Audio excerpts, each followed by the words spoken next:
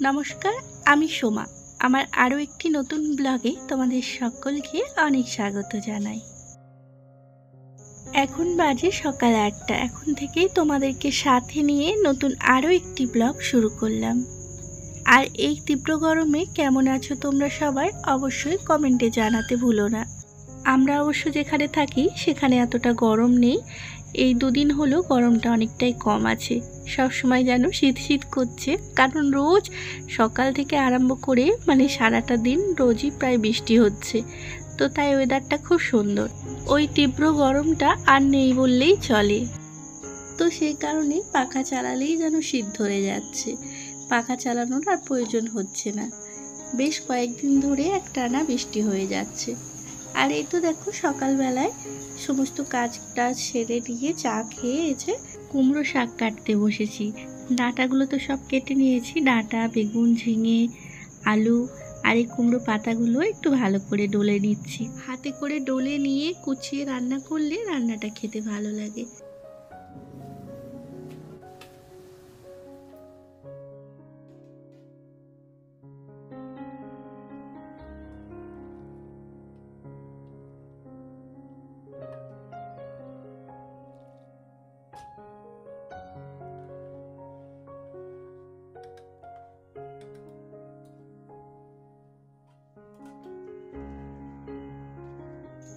আর এই যে স্নান টান সেরে ভাতটা বসিয়ে চলে এলাম এখানটা একটু পরিষ্কার করতে।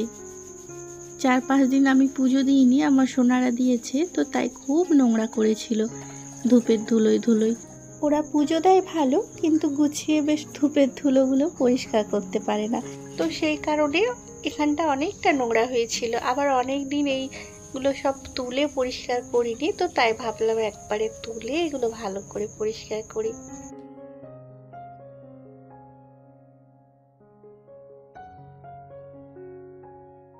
তো ভালো করে পরিষ্কার করে নিয়ে তারপরে এই সব জিনিসগুলো ধুয়ে এনে একটা একটা করে আবার আগেকার মতন রেখে দিচ্ছি।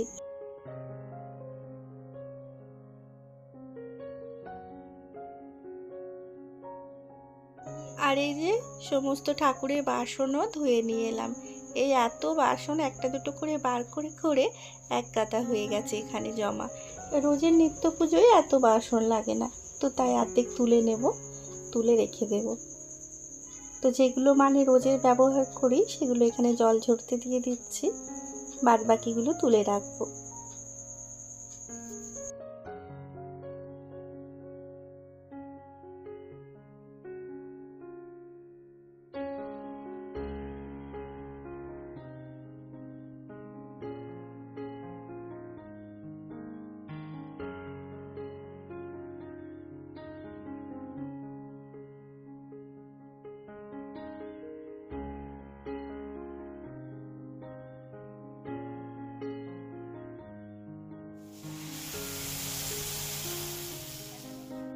ঠাকুরের ওগুলো পরিষ্কার করতে করতেই আমার এদিকে ভাতটা হয়ে গিয়েছিল।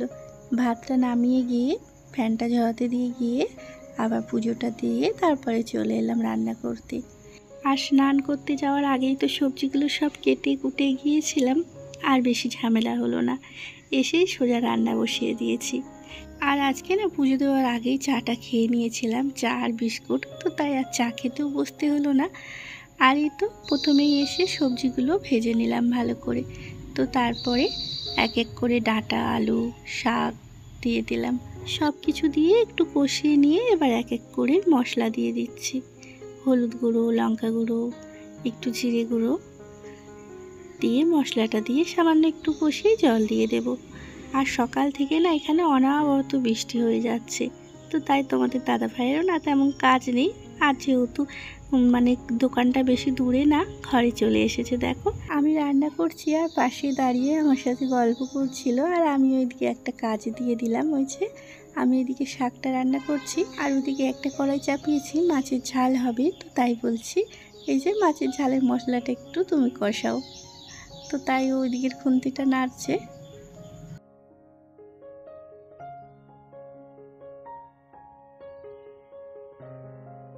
আর এই তো কিছুক্ষণ পর দেখো আমার শাকটাও হয়ে গেছে, শুধু এবার একটু ফোড়ন দিয়ে নেব। শাক তরকারি একটু 5 ফোড়ন তেজপাতা দিয়ে ফোড়ন না দিলে না ভালো লাগে না, আর মিষ্টি না দিলে। শাকে আমরা একটু মিষ্টি খাই। আর এই বড়িগুলোও দেবো, একটু বেশি পরিমাণে বড়ি ঢালা হয়ে গেল কড়াইয়ে। তো এই বড়িগুলো একটু ভেজে নিই, তো তারপরে তেজপাতা 5 ফোড়ন দিয়ে দিলাম, আর সাথে একটা শুকনো লঙ্কাও দিয়েছি। এবার কুমড়ো শাকের তরকারিটা কড়াইয়ে দিয়ে দিলাম। আর ওইদিকে মাছের ঝালটা হয়ে গেছে, গ্যাস বন্ধও করে দিয়েছি। তরকারিটা কড়াতেই থেকে গেছে, নামানো আর হয়নি। কুমড়ো শাকটা হয়ে গেছে, এবার সব একসঙ্গেই নামিয়ে নেব।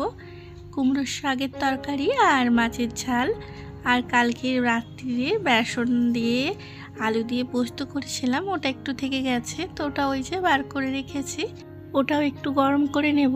আর এই তো এদিকে শাক তরকারিটাও দেখো হয়ে গেছে।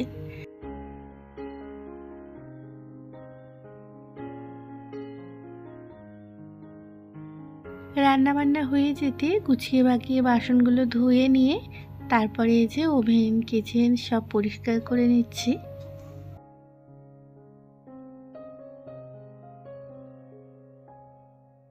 দুপুরে খাওয়া দাওয়ার পর একটু শুয়েছিলাম, আর এখন বৈকাল 5:30 বাজছে।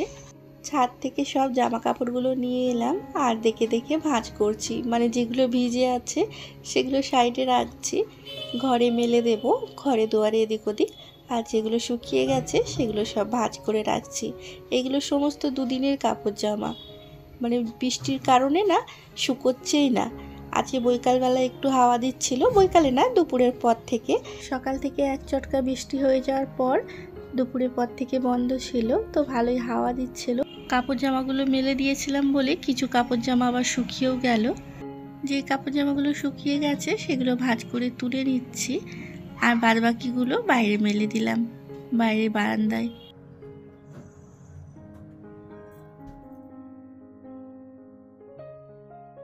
এখন বৈকালবেলায় সন্ধেবেলায় যেহেতু ঘরে একটু ধূপধুনো দিই, তো তাই সকালের কাজগুলো আবার একবার করে রিপিট করব।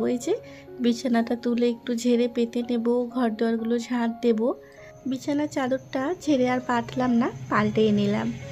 কদিন ধরেই নোংরা হয়েছে, কিন্তু বৃষ্টি পড়ে যাচ্ছে একভাবে, তো সেই কারণে আমি কাচছিলাম না, পাতাই ছিল। কিন্তু কবে যে বৃষ্টি ছাড়বে তার নেই ঠিক, তো তাই কি করলাম, চাদরটা চেঞ্জই করে নিলাম।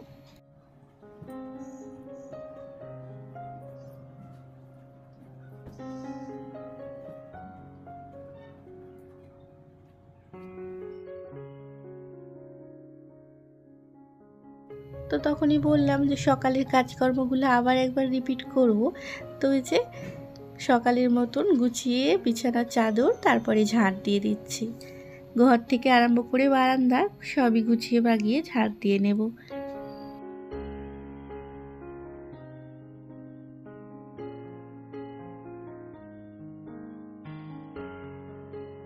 তো তারপরে ঘরটা একটু মুছেও নেব। ঘরটা না দেখছি চ্যাটচ্যাট করছে, আমার মেয়ে ঘরের মধ্যে আম খেয়েছে, আর ওর আম খাওয়া নয় তো, যত না খাবে তত নিচেই ফেলবে। এমনিতেও আমি রান্নাঘরটা বৈকালে একবার ভালো করে মুছে নিই, আর আজকে দেখো শোয়ার ঘরটাও ভালো করে মুছে দিচ্ছি।